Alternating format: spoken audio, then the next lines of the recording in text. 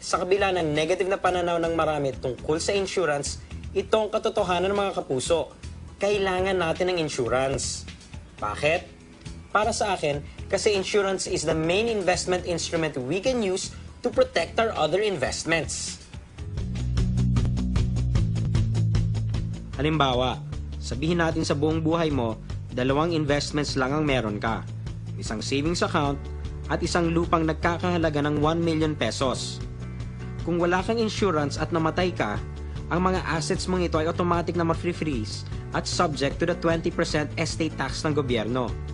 Ibig sabihin, ang pamilya mong naiwan ay kinakailangang maglabas ng 200,000 pesos para lang makuha yung lupang pinag-ipunan mo. Dito ngayon papasok ang insurance. Sabihin nating may policy kang worth 200,000 pesos sa iyong pagkamatay. Pag nawala ka na, ilalabas ito ng insurance company at hindi ito subject sa estate tax. Kaya, ito ngayon ang pwedeng gamiting pambayad ng iyong pamilya para makuha ang lupang pinag-ipunan mo. So in short, ang insurance na 200,000 pesos ay nakapagprotekta ng iyong investment na worth 1 million pesos.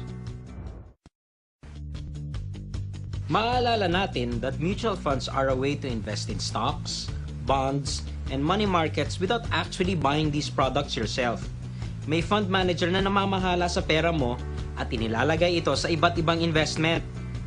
Ang insurance naman, mahalaga kasi naguhulog tayo ng premium regularly para may makuha ang ating pamilya kung sakaling may mangyari sa atin. But aside from being protection, some insurance packages can actually generate income. Ibig sabihin, may insurance ka na, may kita ka pa. Ito yung mga tinatawag na insurance na Variable Unit Link or VUL. Ito yung mga nababalitaan nating insurance na may kahalong investment component. Sounds complicated? Relax. Here's how it works. Insurance plus mutual funds equals VUL. Kapag may insurance plan ka, ibig sabihin may hinuhulugan kang pondo. Ngayon, kapag yung insurance plan na kinuha mo ay VUL, that means a portion of your payment is being invested by the insurance company in stocks, bonds, or other products, just like a mutual fund. At ang insurance company ang tumatay yung fund manager mo. Ang kagandahan nito, para na siyang value meal. Isa lang ang babayaran mo at automatic nang mahahati ito sa insurance at investments.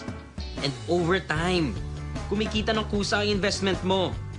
So kung bibili ka na rin lang ng insurance, may option kang idagdag na rin yung investment mo in the form of a VUL.